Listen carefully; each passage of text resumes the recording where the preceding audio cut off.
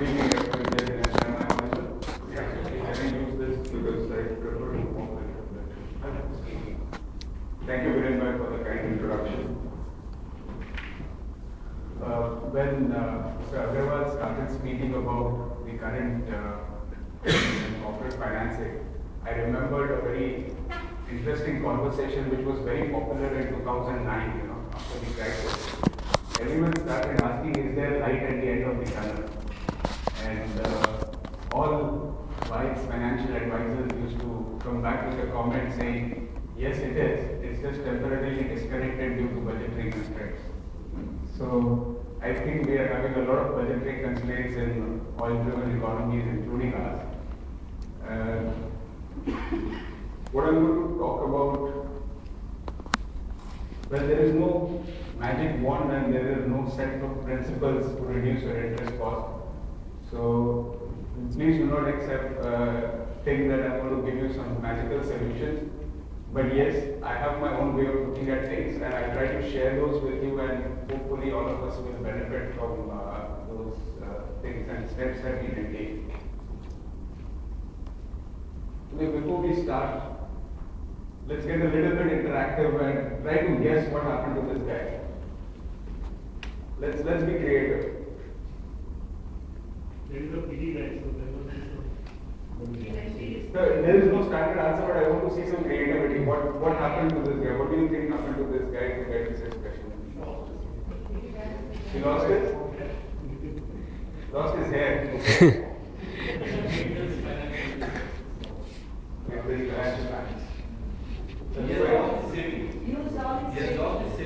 He has lost his savings, okay. He must be other side. He must have saved a lot of things before he got surprised to be some savings. Okay, so he's surprised that he still has some money left with him. After all the turmoil in the market. He met his financial advisor who had advised him to take this. Okay. When he saved some money or he lost the money? When did he leave his Separate. Anything else? Some okay, he's in trouble. Malasa? Bank has curtailed the facility and asked him to refund the money within next 7 days. Okay, very relevant in today's time, possible. Oh God, what do I do? I was at one of the forums when I put up this picture and someone at the very end of the corner of the room stood up and said he just saw his wife's credit card bill. No offense meant to the ladies in the house. Well, it could be when he has seen the interest cost that he has been charged by the banks recently. It's very important to understand, a lot of times we discuss why is the bank charging me so much? What have I done wrong than my neighbor? It's a direct reflection of how the bank perceives risk. And that's what we need to understand, where the banks are coming from. So at any point of time, we always say, oh, SMEs are at 12%, 20%, and the large conglomerates are at 2% or 4% kind of a borrowing cost.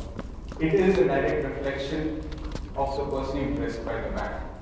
And all that we can do in our part, within our abilities, is to convince the banker on the perception of this risk. Based on your business model, based on how you operate your business, based on how well your business is managed, it is that perception of risk which will at the end of the day help you to negotiate a better interest cost with your bank. And I'm sure you would have realized this in your dealings with the banks as well. So what happens next is selecting the bank which understands your business needs. Why this is critical is that I'll just give you a live example which I faced personally in my career. So different banks perceive risk differently, and this is very important for us to understand. If today you go to a bank and say, I want to put up a school or a hospital, everyone will welcome you. But you go to them and say, I want to construct a building in JDC or Jain, probably the most favored locations right now, not very encouraging response, right? It's the perception of risk, and what happens is your interest cost gets priced according to that perception. So which bank you are talking to for which kind of business is very important. And I just want to give you a quick example here. I had a client who had 2 buildings in Ajman. And he wanted to construct a small shopping mall kind of a thing in Sharjah. Yeah, he goes to his regular banker with whom he has been there for 8, 9 years, 10 years. And he goes and explains the entire project, all the details to the banker. The banker ticks the boxes, okay, security adequate, my credit history is good, everything is good. I want to do business with this gentleman. But unfortunately, the bank's credit policies do not favor construction financing. So he still wants to do the business. His policies do not favor construction financing. He ends up charging an 8 or a 9% kind of an interest rate to the client. Yeah. You go with the same client, with the same proposition to a bank which understands the business and is able to do construction financing in a much matured way, and which is okay to take risk or okay to take exposure on constructing a mall in Sharjah. We managed to close that transaction at 6%, which was almost 50% less than what he was trying to do, 33 or 40% less. It's how you place that risk with the banker and select a bank which understands that kind of a business. That's what makes a difference when you're talking about interest cost. Same thing happens with purport shipments or Africa.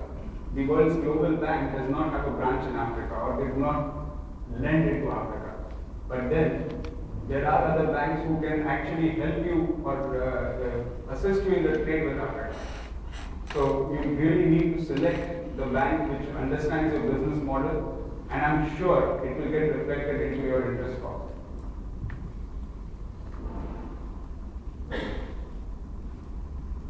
Very quickly touching on a few topics before we move on to the banking discussion. Structuring your facility, the terms and conditions, because things like cash margins also impact your profitability. I mean, we all understand the importance of how much FD we want to place with the bank to get limits from them, and you need to negotiate.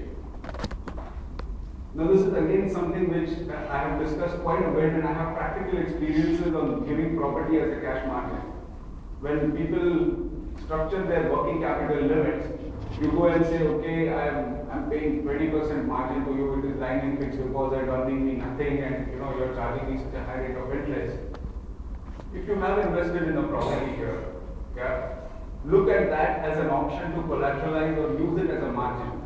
Instead of leveraging 70% of your property value, leverage it 3 times over with the bank.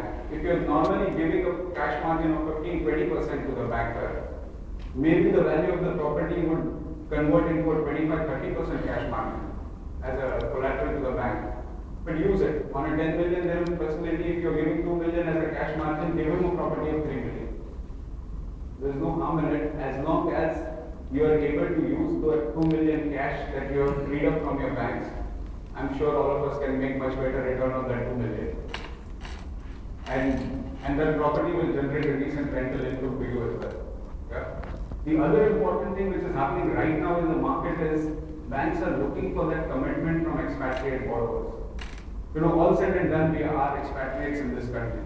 So they are looking for people who have investments into the country. Suddenly you realize that banks are favoring manufacturing companies. Why is that? And not favoring trading companies because of what has happened in the last 6 months. Because there is no hard assets on the ground. People have escaped. People have escaped from the country. So a promoter having property investments here shows that, okay, he has some interest in the country, he won't run away so easily. So use that to the advantage when you're negotiating your consolidate your debt. I have umpteen number of cases on a very small turnover, 8, 9 banks, and even on a very large turnover, maybe 10, 12 banks. Doesn't make sense at all. Doesn't make sense at all. I would much rather have this for your finance manager than struggling with 10 to 12 banks. As finance professionals, we are not very used to, we are not known to be beach people, but let your finance manager have a right. Doing 10 to 12 banks on a small balance sheet does not help anyone's cause, and it will get reflected in the interest cost. That much I can assure you. All banks, and I'm sure Rohit is here, he will agree with me. When you see a overbanked company, the first thing you say is either you don't want to touch it or it's too risky. So you end up charging a higher interest rate. That's what the banker is thinking when he's preparing your proposal. So look at that. Consolidate your debt as much as possible.